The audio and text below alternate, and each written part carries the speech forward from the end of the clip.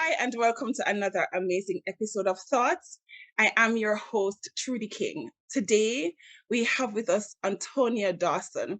I should have carried the bunting, I should have carried the confetti because this is special. Antonio is our first male that we've ever had on Thoughts, and we're so happy he has so much to tell us. But just before we go to talking to him, we would just like to remind you of what Thoughts is. Thoughts is our mindful conversation series about mental health and wellness. Be sure to check the description box. Be sure to like, share, and subscribe for all the things that you need to know about mental health and wellness. Be sure to go and check out everything that Ontonio says to us today. All of the things that he's talking about will be in the description box. So now over to Ontonio. Ontonio, thank you so much for coming to Thoughts. Before you respond, we would just like to remind the audience of who you are. You are the founder of a UK-based group called Speak Black Man. You're also an author, you're a husband, you're a father, you're a minister. Thank you so much for coming to Thoughts. Thank you so much for having me. I'm so elated to be here. Such a wonderful opportunity to be here as the first.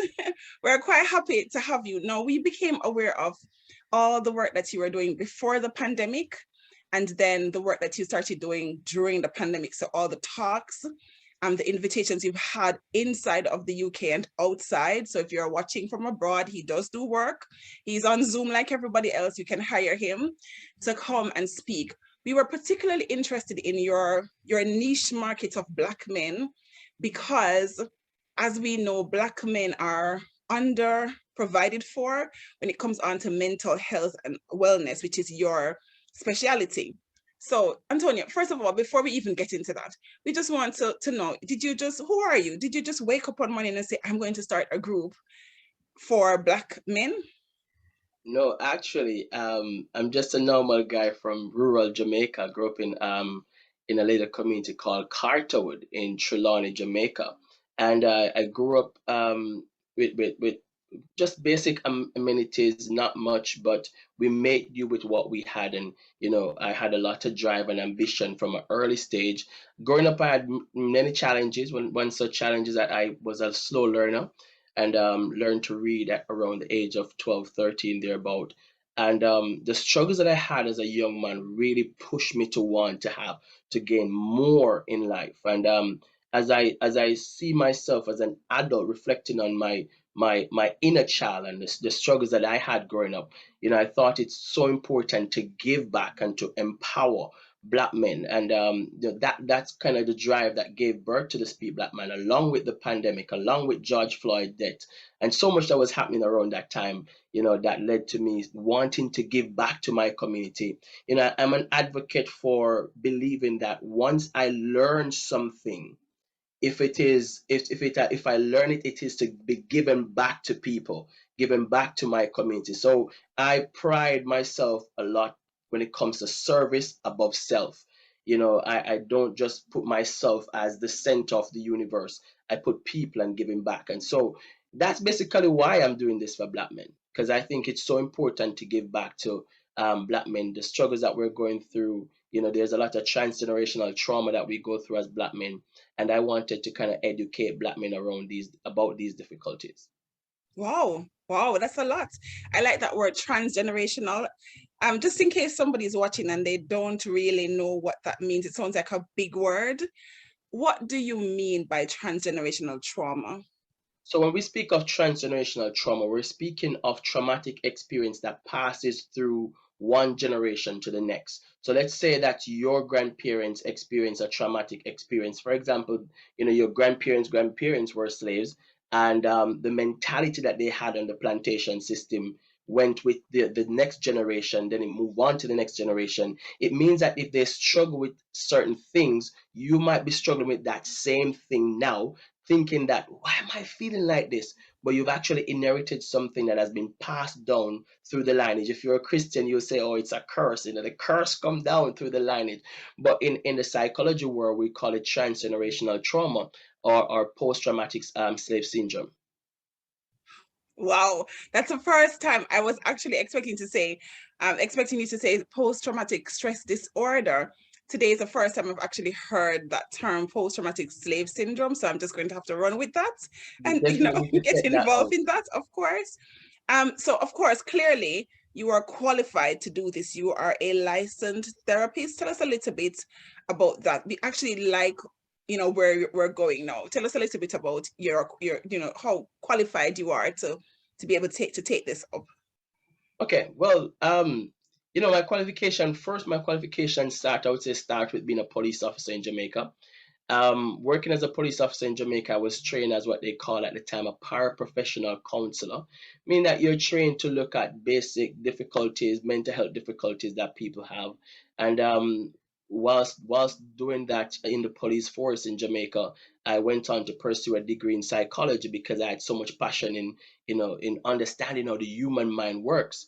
And as I started to understand the human mind, I really wanted to do a lot more investigation into how to support people using my police knowledge and the psychology I was learning. And so I started kind of doing a lot of work in Jamaica with going into schools and supporting young people, doing lots of campaign and so forth. And then sadly I had to migrate and I got married. Sorry, it wasn't a sad moment, but all that work I had to stop it. So I migrated, came to the UK, and I just finished my degree. I'm like, how am I going to now transition into something new? And I started looking in fact, my wife was checking out job opportunity before I came to the UK. And one person said I should come. This is a personality disorder service. And in case you're thinking of personality disorder, it's really that different diagnoses that people have as relates to their personality, borderline, antisocial, historical kind of things. And so what I did was to go in and speak to this lady. And when I spoke to her, she sent me to another manager, and then that manager sent me to another manager. We went for an informal chat. I left, and they employed me the same day. So from there, I got my foot in the door to study psychology, to work in psychology. And then whilst I was there working in personality disorder, I realized just how difficult it was for, or it was for black men in the UK, and just how much complexity, they face in relation to mental health. And so I wanted to do more from that stage, but I needed to be qualified in psychology. And so 1 year into the job, I heard someone talking about an opportunity to study free by the government, would cover everything, to become a therapist. So I applied, feeling at the time there was some imposter syndrome, thinking, oh, I'm not going to get on because I'm not qualified enough. I just came into the country and I needed to have 2 year experience. But by faith, I believe God. I said, God, listen, if you brought me here and you've placed me in this job, I might not be qualified, but you don't call the qualify, you qualify the call. And so I applied for the job. It's a job along with a university study. So I applied and I got on to the course, and they employed me as a student, and I worked for 1 year as a low intensity therapist. And after 1 year, I finished the course. I studied at University College London, and after I finished a postgraduate in low intensity therapy. And then 2 years into that role, I heard again about the high intensity, which is you know to do more complex therapy such as PTSD, OCD, complex trauma, all these different kind of mental health difficulties. And so you know what? I said, God, I'm going for it again because it's sponsored by the government again. And I said, God, if these doors are opening, I'm going to try. And it was at King's College, and at the time he's saying it's one of the best university here to Yes. do it. I'm like, all right, I'm gonna go to King's, and that's why it's so important for you to put faith in action, because at the time they were only had space for 2 persons in my service to do it, and I'm like one of the person who was the newest at the time to the service. So I still applied and managed to get on. They had to create a vacancy for me to do it. Now I'm a qualified high intensity therapist, meaning that I'm qualified to work with complex mental health difficulties, such as depression, anxiety, different kind of anxiety disorders. And I'm accredited by the BABCP, which is the governing board for therapists here in the UK. We love it. We love it. There are a few things as you were talking. I heard you taking, not making where you started from limiting you, taking all of what you learned there, and instead of making it limit you, you turn them into transferable skills. You make them motivate you. Mm-hmm. When you had an opportunity to go for it, you didn't listen to the negative voice in your head, Mm-hmm. for want of a better word, to limit you. Not because you're the newest, not because you're the newest qualified. So I just want to pause here, and I just want to say to someone watching, where you start doesn't have to limit where you're going. Amen. Your start will not be the end of you. Just look at Ontonio. Mm-hmm. It doesn't matter where you're starting from, it's where you want to look ahead to go. That's the first thing. The second thing is, use all of your experience. Don't count nothing that you've encountered as a loss, Mm-hmm. as a heap that nothing will come out of it. You can use all that you have learned in the small beginnings. It will help you to get to where you're going. Because a lot of times, Antonio, people think, oh, this doesn't mean anything. Yes. This isn't going to take me anywhere. And a lot of us would go further if we don't think of it like that. That's But true. you have showed that small beginnings are not, I'm aiming. Here's another thing, too. I believe from just listening to you that because you had that reach for attitude, that you were able to go for this even though you weren't there for very long. We don't realize that these little things, these are the technicalities that we learn in our small moments, give us that drive to be able to get on the stage for those big moments. So the Yes. small beginnings, say, listen, I'm used to being the underdog. Then let's say that, for want of a better word, but I've risen in other occasions, and so you move from being the newest, but getting on the course. So we just want to encourage that person. Don't let what you think will limit you. If you're thinking it and think you will limit, just move that out of your head. Another Go thing for it. I want to say too is that at the time when I just came to the UK, I really wanted to pursue a further study. I wanted to do a master's. I was like, how am I going to afford it? When I thought about the cost, you know, when my wife and I checked it out, it was like 10,000. And I was like, because I'm an international student at the time, I wasn't a citizen here at the time, so I had to pay international rates. And from thinking I couldn't afford it to God opening doors for me to do two postgraduate. Why? It's not the money, it's really the faith. The Bible says faith is the substance of things hoped for, the evidence of things not seen. And there's no faith without hope. I was hoping that God would open a door. And God opened the door not once, He opened it twice, and He might open it a third time if I do want Yes, to. So you have to believe that you serve a God that makes the impossible possible. it does. It does. And while you were talking, the story of the talent came to me. Let's not bury our talent. Let's not bury our talent. You decided that all of the things that you learned in the police force in Jamaica, you wanted to go further. You didn't say, well, it's a new country, they won't. You didn't think about all of that. You're like, okay, here it is. Let's not bury the things, even the former experiences and jobs we had. Let's incorporate it into the new us. Let's find them, let's turn them into transferable skills to go ahead, because a lot of people have these transferable skills but don't realize that they have it Yes. because they Yes. buried the talent. Oh, we're so excited. We're so happy to have you. So you're busy, moved country, got married, became a dad, studied, Yes. started a business. And here's another thing too, for you to recognize, there is this need for Black men to be supported and to start it when you were that busy. When you were that busy, how in the process as a Black man did you take care of, how do you take care of your mental health? I think one of the thing that one of the great thing I've learned from being a therapist is really learning to create balance and structure in my life, because essentially what I do when I'm supporting patients is to support them to create a system that will help them to become their best self. And so as a therapist, I don't just support my patients to be better. I support myself to be better, to support my patients. So how I do my how I arrange my life is that I see my life in three categories. I have routine, necessary, and pleasurable things. Routine things is like I get up, I know I have to pray, I know I have to have a shower, I have to maybe have a workout. Necessary things is that I necessarily have to buy, go shopping, and those things.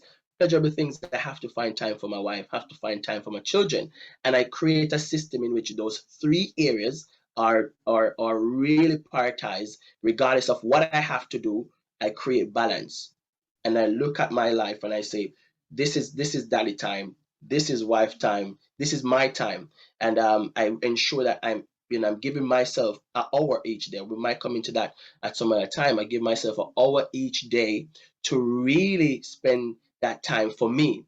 So I might get up very early in the morning when my kids are sleeping, my wife is still in bed, and I go to the gym. And I'm not a big sleeper, so I go to the gym maybe 5 o'clock, maybe 6 o'clock. I come back in and I'm up to take my daughter to school. Or I go late night when they go to bed, and I try to come back in, and maybe spend a bit of time if my wife is not sleeping.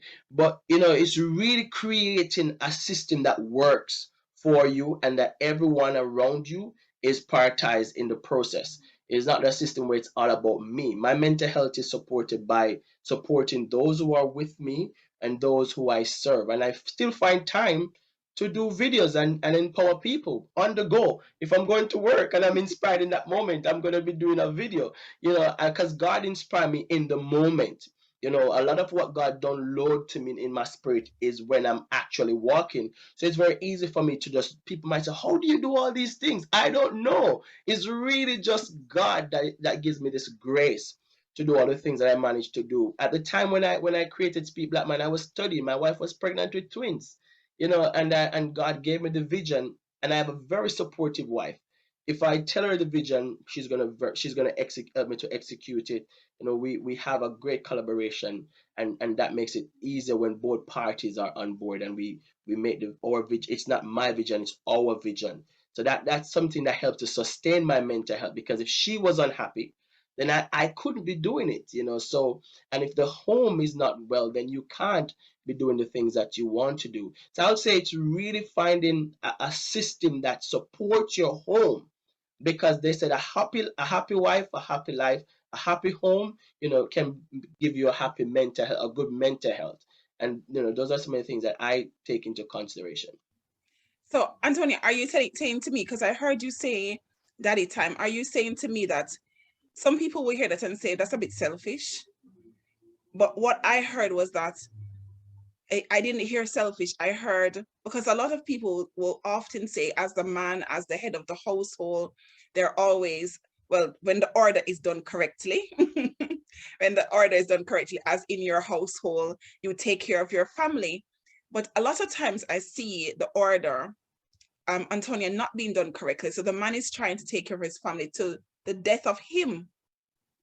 You never hear him talk about his time. Mm-hmm. And if you do hear him talk about his time, then there's the death of his wife. So just remind us one more time as to how you create that balance. You said three All right. things. There's 24 hours in every day, and I take one for myself. 24. And I want to tell you that there's 24 hours in every one of us day, and we have to know, what am I going to? Can you drive a car 24 hours without gas? You're gonna have to stop at some point and pour petrol into it. If I'm just burning out all day, going to work and do all these things and never have a time for myself, then I'm going to be burned out. So I really ensure that I have, and this always my me time. When I say daddy time is for the children. So daddy time is really me spending time giving my daughter a shower, reading her bedtime story, or putting her to bed, or playing with the smaller ones, because I have twins. And I ensure, like, just before I came on just now, I put my daughter to bed. I read her, her book to her, and we had our daddy time. So that's something that my daughter will say, daddy time. She get excited because she knows that there's a time put aside for me. I will take her sometime on a different day. We'll go drive, go get her McDonald's or something. It's daddy time. There are times when mommy and I, we have our time. We leave them with, we take them to grandparents. Grandparents say then we go somewhere. We have our time. So we've managed to create this balance that work for us. That overall, I think my wife might need to back me up, but I think all of us do have this balance system that we try to facilitate within the relationship. Perfect. So you prioritize those things that are important. You said the necessary, then the pleasurable. And the And so we routine. want to encourage that gentleman that's watching, though you are committed to your family and to your work, you need to prioritize. It's as simple as that. You need to, we didn't say compartmentalize, we said prioritize. So you need to look at each of the areas of your life and make time for them and make time for yourself. It's not selfish. It is not selfish to decide to go to the gym. Antonia has told us it's just 1 hour. So it can't be selfish. If we do the mathematics, that's 1/24th if we should do it that like that. That's not selfish at all. So Very, you very much. prioritize. And when you started talking about prioritize, what I heard was in mental health, as you know, they call it mindfulness. In the moment that you're there with that person, be there. Make them the priority. So Present for your moment. daughter and the little ones, you've decided that this hour or 2 hours is just going to be them. There is no phone call from anyone else. There's no disturbance from anyone else, that she feels as if you are not talking to her. But she knows that she has your full attention. And that's what we're saying is prioritize. Give them that full attention. It Yeah. could be that they don't need that a whole hour with you. Just half an hour can boost them again because you have given them that full attention. So we want to encourage, if you are a Black man or any race man watching, we know the struggles are real for men. We It's know the real. struggles are real. But Antonio has just told us how he manages himself. And we want for you to borrow that, prioritize, and do some me time. It is important. If the me time is more than every other time, that's a problem. Yes. So balance the timing in your day. We love it. We love it. Our next question was going to be, how do you help the mental health of your family? Because, and I heard you say that if your wife wasn't happy. So if you take us down that route, I know you give them time and you prioritize them, but in terms of them now having to feel to manage everything with their mental health, how do you support their mental health? I think one of the key to supporting people to manage their mental health is to constantly make deposit into how they think. Because one of the major challenge that we have with mental health difficulties that when there's an imbalance, when our thinking capacity cannot match with the struggles of life, it's like an imbalance. So the scale is tipping over. One thing that I do with my children and even with my wife, we do a lot of affirmation. If you follow our page Travel with the Dawson on Instagram, you see that I do make daily affirmation with my daughter. So when I take her to school in the morning, we do an affirmation. She is aware of who she is, what she's going to be facing today, and I support her to know how to reason through different challenges, even as a 4 year old. I'm preparing her mind mentally to understand how her thoughts, feelings, and behavior all connect together. And so sometimes I'll ask her about how she's feeling to have real insight into how she's feeling emotionally. Why do I do this? Because growing up for myself, growing up in Trelawney, Jamaica, the only thing I knew was to know what I was that I feel bad and I feel good, just feel aware. I didn't know understand what emotions are. And if you don't understand your emotion, you will not be in tune with your thoughts. Why am I saying this? Because your feeling will lead you to what you're thinking. If I'm feeling sad, what was I thinking before I started feeling sad? Because that's going to lead you back to where you started having this disruption in your emotion. If I'm feeling happy, I'm happy because this happened. So your emotion guides you to connect with your thinking. And those are some of the things I teach my family. As I said to me, psychology for me is for everybody. If you come around me, you're going to get some psychology in you and your mental health is going to be better, because psychology is not just for my patient. Psychology is for everybody that I meet, everybody that comes in contact with me. They should leave feeling like they have better insight into who they are and who they are becoming. And so as it relates to my wife, she would come and sometimes she use my knowledge on me. She say, don't mind read, or she would say, oh, you need to be in the present moment. She used my kind of talk to support me at times when I might be kind of ruminating, going back to something in the past. And she said, babes, you always talk about being in the present moment. Come back right now.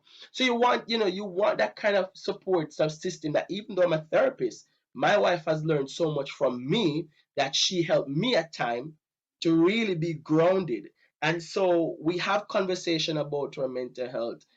I'm open. Being as a black man, I've learned to be very vulnerable with my feelings, and by virtue of that, my wife can be vulnerable about how she feels with me.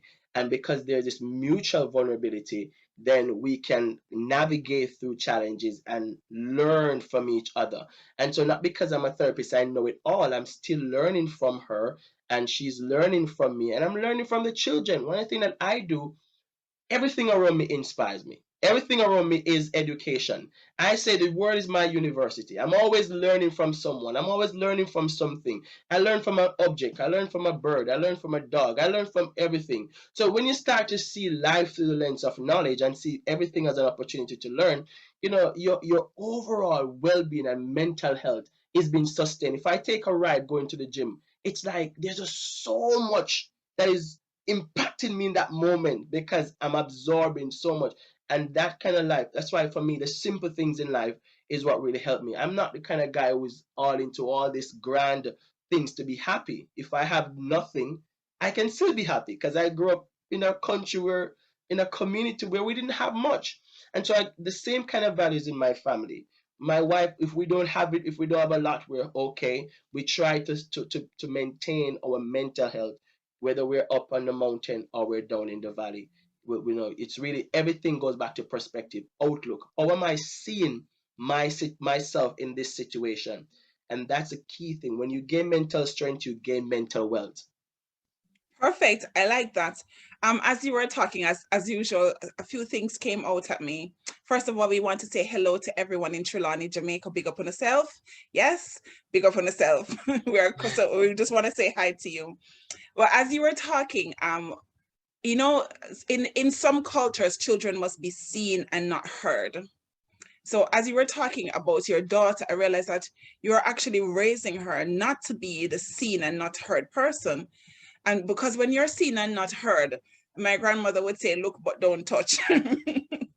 When you're that kind of person, you actually can't communicate your feelings because you're not supposed to be heard. So I'm glad that you're actually taking the time to get her to understand that, hey, we can see you, you're a person, and you have thoughts, and your thoughts lead to actions, and help her to communicate her thoughts. So if you're watching and you have children, please, the old idea of children must be seen and not heard. Let's shelf it. Let's bin it. Let's spend the time with the children. Let's get them to understand what their different emotions and feelings are and help them to communicate it. And it could be, Ontonio, that adults aren't able to do this with children because they themselves do not understand their own emotions and their own thoughts. That is why Ontonio is here. He's a licensed therapist. We can contact him. You can get the help you need if you're a dad watching, if you're a mom who's watching and you're concerned about your partner with the children and he's just grumpy or he's just shouting at them and you think he could benefit from Ontonio's service, please do contact him so that we can get, as adults, get in touch with our own feelings and to be able to communicate them so that we can share that with our children. They no longer have to grow up in 2022 thinking that they must be seen and not heard, thinking that they're not valued, thinking that they don't have a voice. And equally, I hear you talking about your wife. She gets, and something jumped out at me when you're talking, that to be vulnerable helps your mental health, but you have to be vulnerable with people that you are safe with. Yes. Because you're safe with your wife. Oftentimes, it would appear that mental health problems, because people can't be vulnerable, they can't say what they feel. And so they either suppress it and do something else. Yes. So to be the first thing you want to say to you, if you're a man watching, if you're a wife watching and you're thinking, my husband doesn't talk to me, allow yourself to be vulnerable and allow him to be vulnerable with you. He Yes. can't want to come to talk to you and then he said, I don't want to hear. Yes, the atmosphere must be created. Must be created for vulnerability. Vulnerability is not a bad word. And within the Black community, Antonio, vulnerability is a Black word. You're supposed to be a strong Black man. You're supposed to be a Yes. strong Black woman. You're supposed to just take it and go. As the Man up. British like to man up, the stiff Yeah. upper lip kind of thing, because you don't get time to complain. You can't have, as my niece would say, a little breakdown moment. But that's not true. It doesn't do anything for your mental health. Today, Yeah. we're learning from you, Antonia, that vulnerability, being vulnerable and saying, I am sad or I am happy or I just really don't know how I'm feeling, but doing that. So we need to find someone like how you have Yeah. found your beautiful wife to be able to, as a safe space to share our vulnerabilities, to Yes. help to build us. Please, if you're a parent watching, our children need to be vulnerable with us. If you're a husband or a wife watching, your wife, your partner needs to be vulnerable with you. Be that safe space. And just in case you don't know how to do that, you're sitting there, you're thinking, I want to talk to him, but he doesn't want to hear. I want to talk to her, but she doesn't want to listen. Just dial the number and speak to Antonio. He has Definitely. all the tools, all the tips, everything you need to be able to help you. He's a licensed therapist. If you're a Black man or you know of a Black man, he runs a whole organization that caters to helping Black men with their mental health. I love it. I love it, Antonio. I love the work you're doing. I absolutely love it because it Thank is you. needed.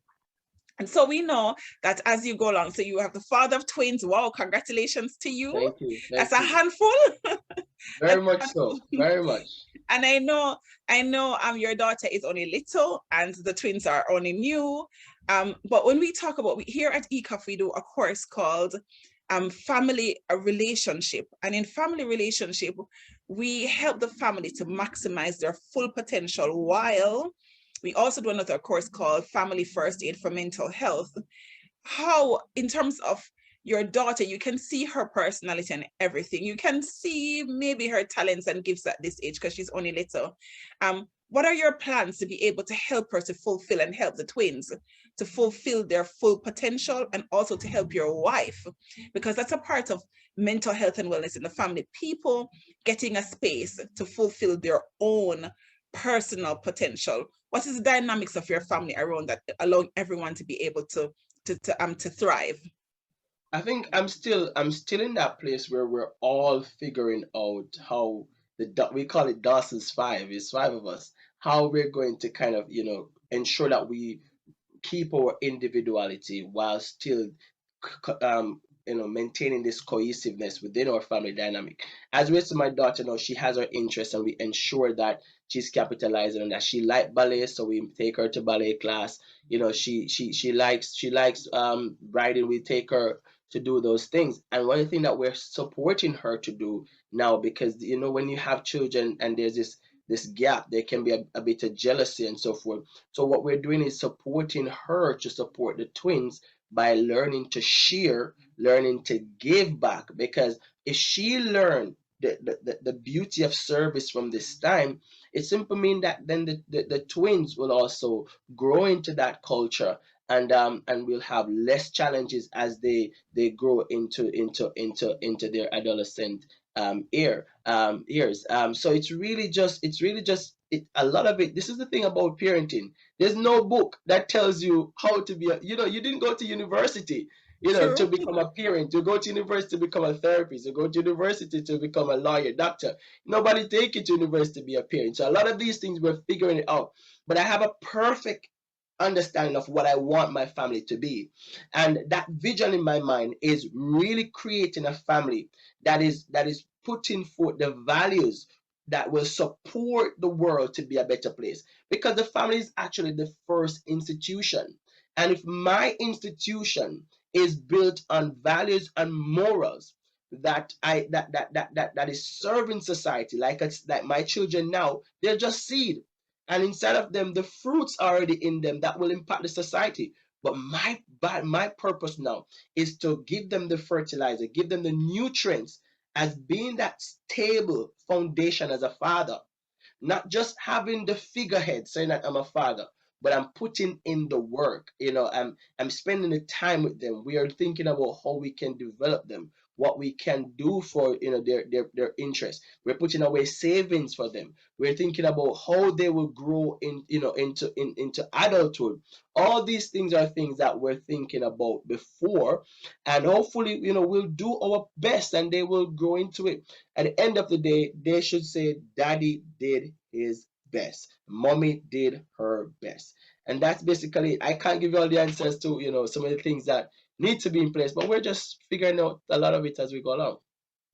Perfect. Perfect. I like the fact that you said you don't have all the answers, because oftentimes I see parents thinking, because I'm the mom, I'm the dad, I must have all the answers. We don't have all the answers. And that's one of the first thing to be able to help our limitations, when we don't realize that we are limited. Yeah, and very so we much. become frustrated. You become frustrated. Why can't I help my child? Because you don't have all the answers. It's a learning journey that it sounds like you're going on, Ontonio. And we just want to encourage a parent here. It's a learning journey. There is no manual. No matter You'll what. get it right. You'll get it wrong. When you get it wrong, just apologize, just fix the problem. There's That no is it. manual here.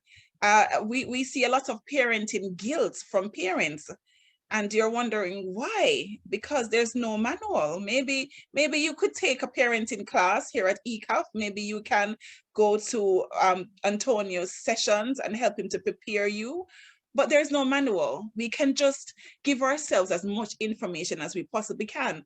While you were speaking, Antonio, a few things well jumped out at me. Sibling rivalry, because what I heard was that you are teaching her to care for her brothers and sisters.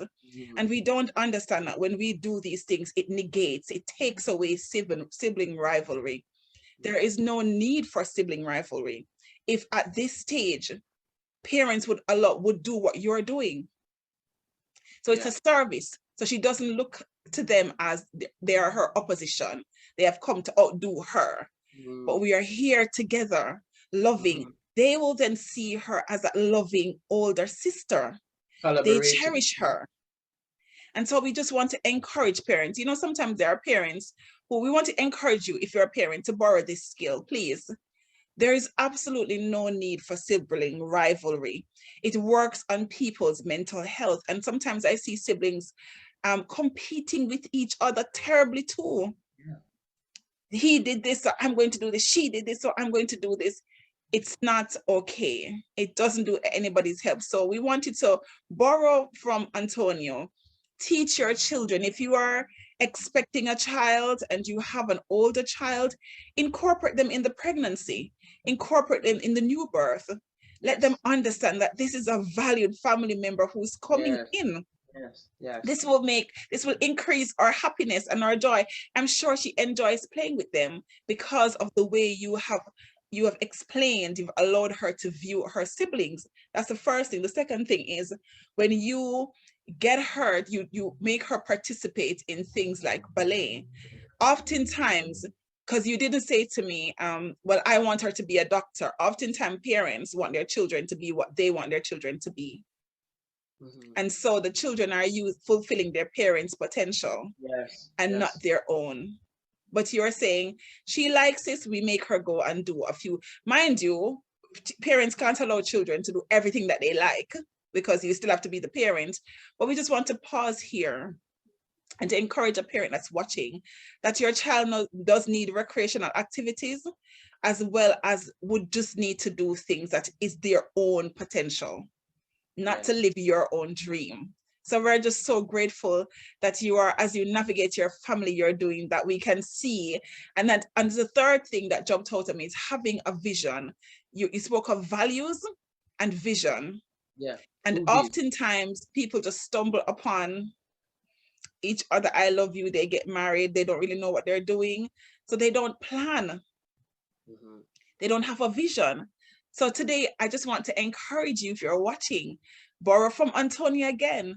Sit down with your wife or your husband and say, this is what is our vision for this family? What are our values here?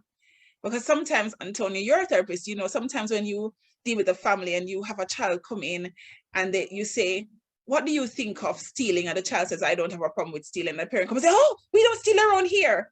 I didn't teach him that. The parents and the children have two totally, completely different value system. And in order for your family to thrive, in order for the mental health and wellness of your family, everybody has to be on board with the same value system and the same vision. We love it. Vision and value system. Yes. And we just want to pause one more time before we go to our next question. If you have already started your family and you didn't have any vision and you didn't have any value system, it is not too late. Yes. It is not too late to get it together. And Antonio can give you all the help. Email him, call him. He can help you to structure your life in a way where you can start from today to bring some value and vision into your family. We love it. We love it, Antonio. We just absolutely love it, because we have to take, and if you're a Black man, please do call him. We want for you, Antonio, to share with us. I know you just have a little one, and I've seen lots of your videos with Eliana. Did I pronounce it correctly? And I just love the way you teach her these affirmations. Just share with us a valuable parenting tip that has worked for you. As I mentioned earlier, I think I mentioned it earlier, is creating a space in my day or my life for daddy time. I think it's so important that I give my children this space where it's just me and them. Sometimes I'll take them to the park and I can just impart things into them. A lot of things that I do now are things that I never had as a child, and so I never had this sense of, having my father there teaching me values, even though I grew up with my father, because my father, he gave me the best that he could. But now I want to give my children more. I want my children to not just know that daddy is there, but knowing that they have a relationship with daddy, know that daddy is their biggest fan, know that daddy is their biggest cheerleader, know that daddy, if everything else fail in the world, daddy is going to be there. And so for me, I pride myself in ensuring that my children feel that sense of love, that sense of acceptance, a sense of pride from their father. And so this is something I try my best to do. I don't think nobody is perfect at being a father, but I want to be as close as possible to be that dad that they can say, my dad, is the best. And so what I do is to be committed to my family. If you are allowing your family to be a safe place, allowing yourself to be, anchored in the morals of being a man of worth, especially in this time when there's so much things that distract us as black men. So much of us are being taken away by promiscuity. So much have been taken away by being busy. One thing that I've said, I made a video recently where I said that, you can work so hard to build a house and become strangers in the house because you're only pursuing the money, but you're not building the morals. You're not building the foundation of your family. You can have the lavish car and you're driving it in an unhappy. You can have money in the bank and you go home to feeling really horrible. I would rather to have my family feeling accepted and know that daddy is there than pursuing all these things only to be living my life sad. And so I'm trying to ensure that in everything that I do, my family is on the journey with me. If I'm traveling, they're going to be there with me. If I'm, they are there. And my children need to know that whatever daddy is doing, you're a part of it. And so they can have a vision of what the family is supposed to be like. I had to make up a lot of the vision as I go along. I grew up and I saw many dysfunctional family. And I said, I want to be the opposite of what I saw. I want to be the opposite of the men I saw who had many baby mothers, who had many sweethearts, who had many different things. I wanted to be different from that because I believe that we cannot continue to live in a system of dysfunctionality, a system that doesn't serve us. And so it takes men, black men like you and I, who are listening right now, to stand up for not what the dominant culture is doing, but to create a culture of our own that will leave a legacy and support the next generation to be better. So I'm breaking the transgenerational trauma, Trudy. I'm Yes, breaking. yes. I hear foundation and morals. I hear you being present as your parenting tip. You being present and mindful, and not only present and mindful, but hoping to communicate, to convey, to pass on something of worthwhile. We're not going to touch it because we don't want anybody to stone us. Yes, but we're just going to touch it a little bit. You can't, your mental health can't be good with many sweethearts and many baby mothers. No. You know, okay, Just we don't went worry. there. Just We don't. went there. Don't stone Yeah. us, but we went there. It can't be, because you of yourself, it's you're just one person, there's just only 24 hours.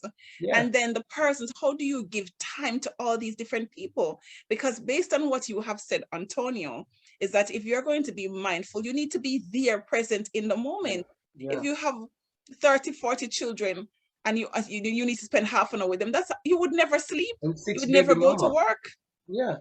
The thing is, you're dividing yourself too thin when you have too much people.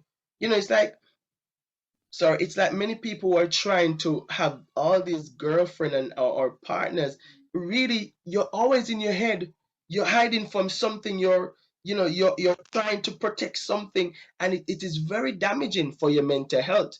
In fact, you become quite destabilized mentally, and this in itself is exposing you to depression or anxiety, because you're wondering, is she going to find out, or is Speak, this going black to man, happen? speak, You're speak, always speak. on edge. Yeah, you're always on edge. So I want to tell you that the greatest happiness you can find is to find someone that you can spend the rest of your life with, and you build great memories. You do things that sustain the happiness. Everything you can find in six women, you can find it in one, if you're willing.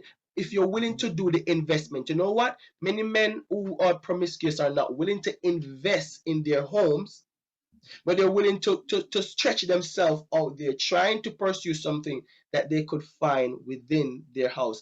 And so, I know what it feels like. And why I can say this thing, I know what it feels like to be in a home that doesn't have that stability, because as a man, your mind is all over the place. I know. And so I didn't want to be like that. I didn't want to be the kind of guy who, you have six baby mama. No, you just don't. It just not good for your mental health. Not good. We went there. I'm glad we went there. It's a part of our generational trauma, Yeah. and it needs to be addressed. We no longer need the model of 500 baby mothers and 200 sweethearts and a piece on the side, and an extra tire and an extra in a spare wheel. We no longer need that in our families. But truly, What we're hearing, just sorry to jump in, but just to give you some insight as we speak about the post-traumatic, you need to look into this. Post-traumatic slave syndrome speak a lot about why this cycle continue, because on the plantation system, especially in the Caribbean and those places, black men were used as what they call studs. They were only used to impregnate women and to get hybrid slaves, and then what they would do is to then move them to another plantation system. So many people were asked, why is it that black men so promiscuous?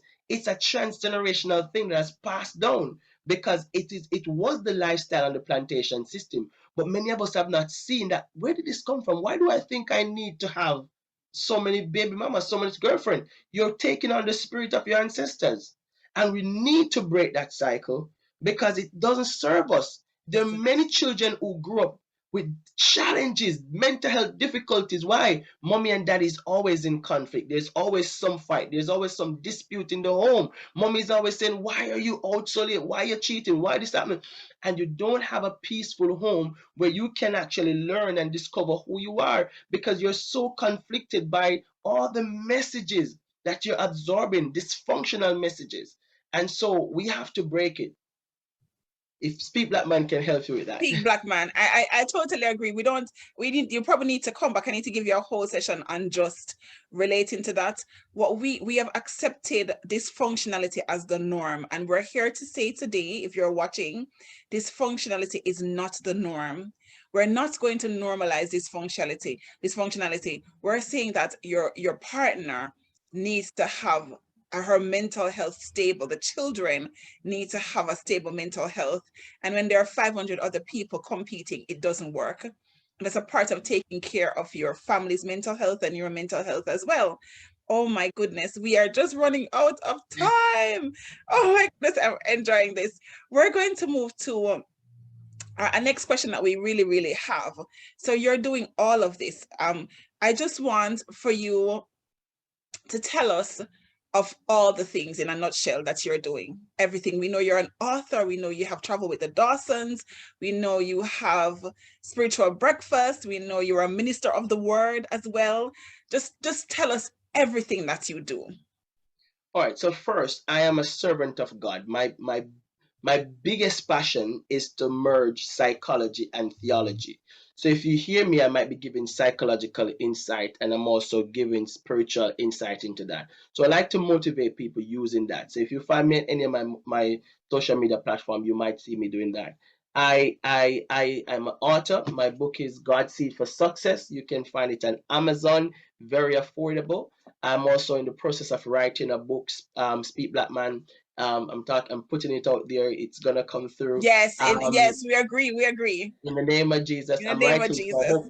hope God will continue to inspire me. And also, my business is OD therapy, which is Ontonio Dawson's therapy. If you need any kind of private therapy, in terms of your mental health, you can check me out for that. And I do spiritual breakfast. You can check that out on YouTube. At Antonio Dawson Spiritual Breakfast. I'm also, as you know, the founder of the Speak Black Man movement. I have conferences.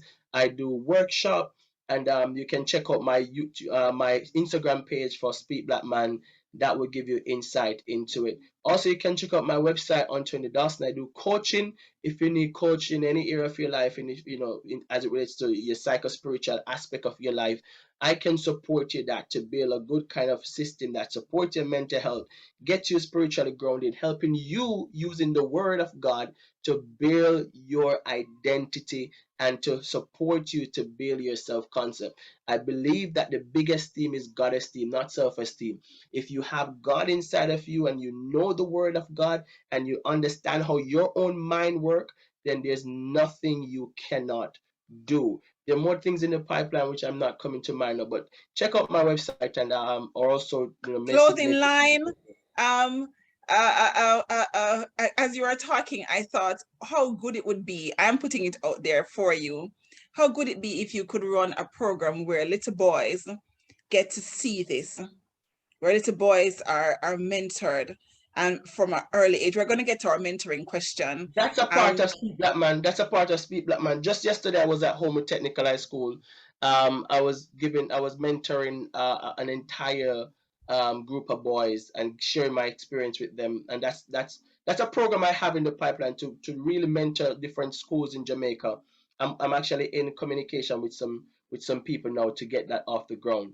So that's definitely, you're seeing the vision. God Yes, is showing the yes. vision. Thank you so much. For throwing that in. Perfect. So you do all of this. You left out Travel with the Dawsons and Mrs. Dawson's Travel with the in Dawson. there. If you really want to get into my business a bit more and understand my personal life, if you want to understand a bit more about my personal life, you can check out our family channel, Travel with the Dawson. There you will find content with myself, my wife. One of my favorite thing to do, guys, is to travel. And so the pandemic has kind of intercept our desire to travel more. But we're getting back there. And I just became a British citizen. You know that mean that, I You can can travel go. You're anywhere. I licensed to can travel go. anywhere in the Europe. You're like So Bond now, licensed yeah. to So go. you might be seeing me traveling all over. But yeah, that's basically my life in a We're nutshell. happy. We're happy, and those who benefit from you can actually get to see the lovely Mrs. Dawson in all of her lovely action. We're just always we're just quite happy to see her at work and her seafood crab mix. I remember watching that one episode, and I am not a seafood fan. And I'm like, I could have that. I could Oh, eat that. Oh my God, that looks good. I said, I didn't know Callie could cook that well. But yeah, we of course, also Auntie she Pam can cook, so Callie yeah, can cook. we have a my wife, we love food also, so she have an Instagram channel page just for food. So when we go to different restaurants, it's called Dawson's Foodie or something like that. Dawson's Foodie. So you can check that out So you can also. check that out. We're just gonna put everything in our description box, and Everything. people can just check out what they want to check out.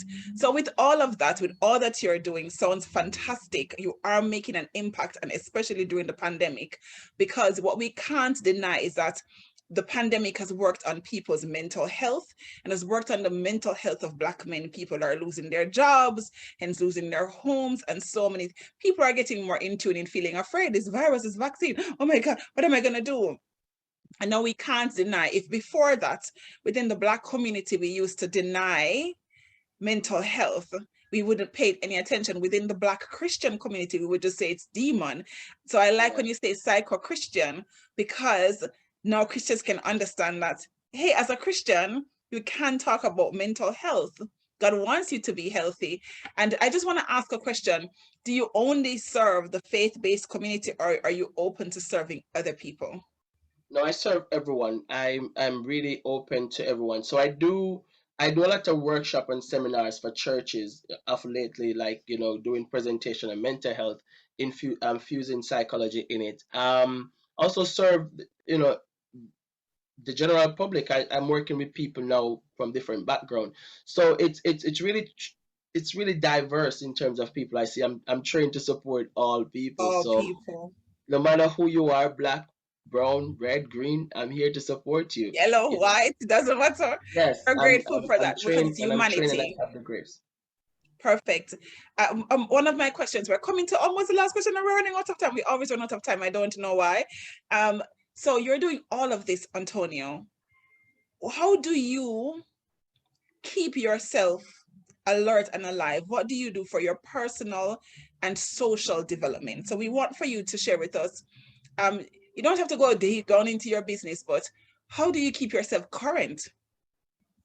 How do you manage challenges? Just give us a tip from each end. And how do you manage? Give us a money management tip, because you're busy, you've got a wife and 3 children to support, you're running a business.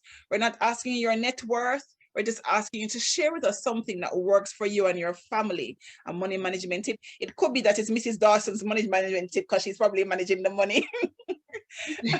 But a money management tip, a tip to manage challenging relationships, as we speak about this dynamic in our homes, that we've borrowed this thing from slavery, and how you have overcome that. And then how do you keep yourself fresh and current? What do you do for your personal and social development? Okay.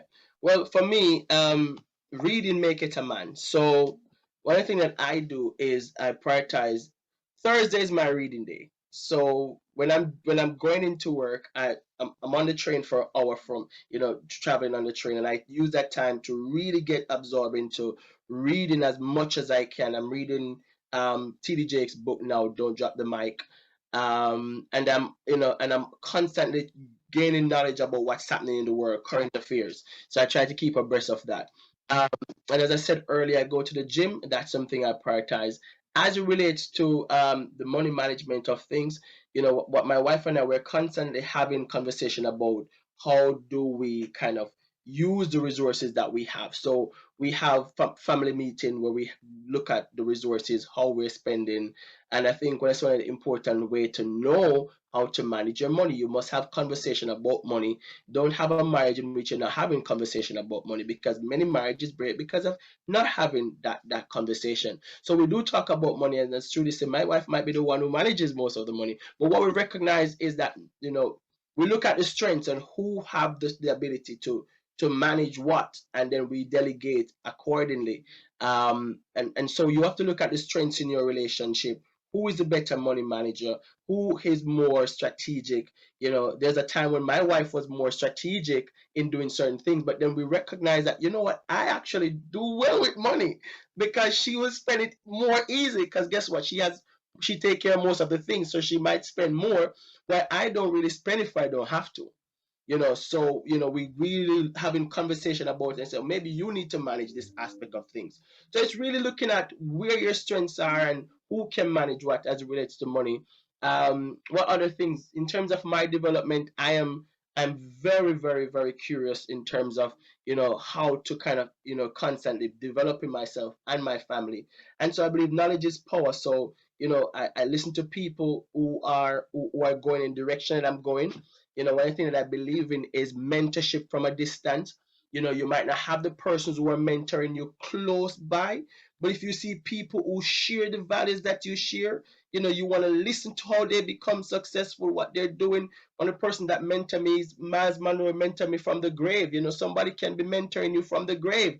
You look for people who are going where you're going or have gone where you've gone, and their knowledge you want to be absorbing. You want to listen to the things that they speak, because the reality is that none of us, the Bible said, there's nothing new under the sun. Everything you know is somebody's knowledge already. Everything that comes into your mind, somebody think about it already. Right. So you have to then absorb the wisdom that exists in the universe that you want to be yours. And that's one of the things that I do. Along with God constantly inspire me through everything that I see.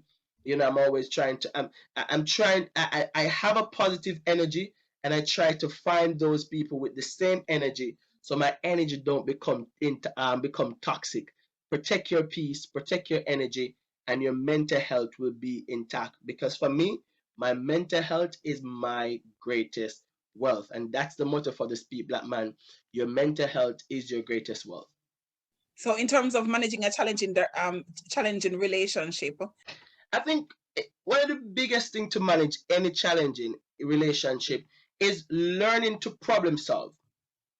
And problem solving is really not you getting into your feeling, but always looking at what are the pros and the cons. What are the things that I need to focus on? And so oftentimes when you get pulled into what we call distorted thinking, you're only thinking from what we call emotional reasoning. I feel like it's bad. I feel like they're against me. I feel like I'm up against opposition. So I'm only operating from my feeling. But problem solving says step from your feeling and look at all the evidence here. Look at all the facts. Because sometimes what we perceive that is against us could be something that we could learn from. And so even in conflicts, there is a message or something for you to learn, that if you stop and step out of your feelings, because your feeling is not always true and your thoughts is not always facts. So step away from it sometime and ask yourself, what is the advantage of seeing it from this perspective? Or is there another way to see this situation? What is the benefit of seeing it from my angry, frustrated, annoyed perspective? Because if I continue in this way, I'm always going to continue to have challenge on the job. I'm always going to continue to have challenge in my relationship. So I ask myself, when I get into a difficult situation, I ask myself the first question: what's another way to see this, Antonio? Because if I'm only seeing it from the struggle, I can't see the success in it. If I'm only seeing it from the pain, I can't see God's plan. If I'm only seeing it from the suffering, I will not soar through that. So always ask yourself, what's another way to see what I'm going through? And you'll be able to manage any challenge. I love that. I love that. I heard a whole message just coming on. Like you had to just curtail yourself in preaching that message. I love it. Here's what we want to say. We want to pause. Doing a budget. Don't just happenstance with your money. Do a budget. Sit with the individuals that you share. Even if you're single, do your own budget. You can't just live a life willy-nilly not managing your money. And a budget manages your money. If you are a family, sit together. Here at ECAF, we do a course called Family Relationship. And believe it or not, I can show you the section of it that speaks exactly what you're talking about. We allow families to sit down and work out the strengths and weaknesses of each person in the family, and then assign roles. Because we could be giving the person a role that they don't, it's not their strength. Yes. And when we assign a role where it's not their strength, we give them a mentor, so that weakness is developed into a strength. We don't just And leave them. strength change, because what was your strength last year might not be your strength this year. That's why you have to always have conversation. My final thing I would say too, for parents out there, teach your children how to save. I'm teaching my daughter how to save. I give her money and I teach her the value of money, tell her to save it. And those things are very important for them to be money To learn. conscious. Yeah. To learn from early. And I also like where personal social development, that you take on a bit of reading. First of all, you acknowledge that you needed to do something to grow. If you're a man out there or anybody watching, you need personal and social development. You need to do things that you like. So go back to that young you. What did you like to do? Is it playing marbles? Go back to the marbles. Is it, the hiking? Go back to the hiking. But you need to do that. And then in it, you need to learn. So what new is out there that I can learn? Mm. And during the pandemic, I learned how to make I learned to sew, first of all, and I couldn't sew. I had a machine how long and didn't know what to do. So it's Wow. just because in the mental health, it tells you that if you learn something new, You it might, helps your yeah. mental health. It helps you to grow, to figure out. And then we manage our relationships. And I love how you say managing difficult relationships. If you are looking at the perspective from the same way all the time, you just hate him or you just hate her, and they have cheated on you and have 500 children outside, and you just can't get past that, your reaction will always be the same. Yes. So to help yourself, give Antonio a call. He can help you. He can get you past that rut. He can get that thinking that is not at the best. We'll call it negative thinking for a little bit. He can help you to move past that, to look at the thing from a different perspective. Because at the end of the day, we're all about taking care of our mental health and wellness. And he's saying, do a budget, look at strengths and weaknesses. We not because mommy is a person at home means that mommy likes cooking. Mommy might not like cooking. I know of a family where the children hate mommy's food. They prefer if daddy cooks, but daddy works. But daddy now understands. He just makes the food because he's like, the kids go, daddy, this is lovely, because mommy's cooking skills Not great. aren't aren't the greatest, and mommy had to come to the conclusion that they love daddy's That is cooking skills cooking. better, and they agreed on that. So it's just those little things that will make the mental health and wellness of the family. So they found a way of making it work. And I love how the fact that, because sometimes we put people in traditional roles and it doesn't work for them. Mm-hmm. And we try to put them in the orange into a square, the circle into a square, and it is not working. And what we really needed to do was to find the strengths and weaknesses and place them there in their strength or mentor them in a weakness. So we just want to encourage you. If you're struggling in your family, if the money is not adding up, sit down and do a budget. Be honest. Don't hide the money. Don't hide, and people don't know. Just be honest. Let's be vulnerable. Be Transparency vulnerable in a about safe money. place. Go ahead.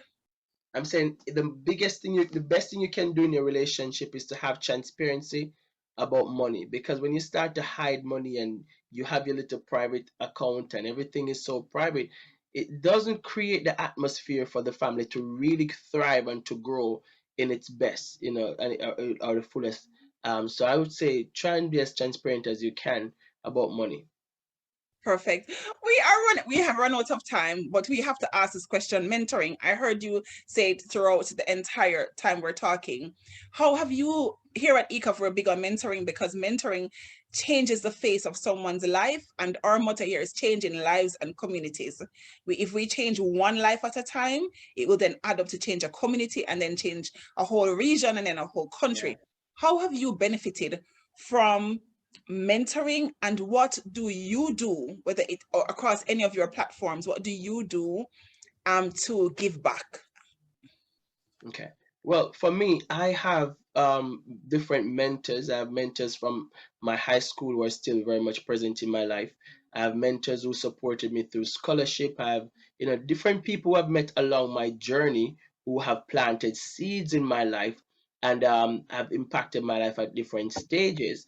And so I hold these people very dear to my heart, and the impact that they've made have continued to inspire me, and from time to time I ensure that I get my top up on of nourishment from these people. So you have to have people that help to keep you grounded.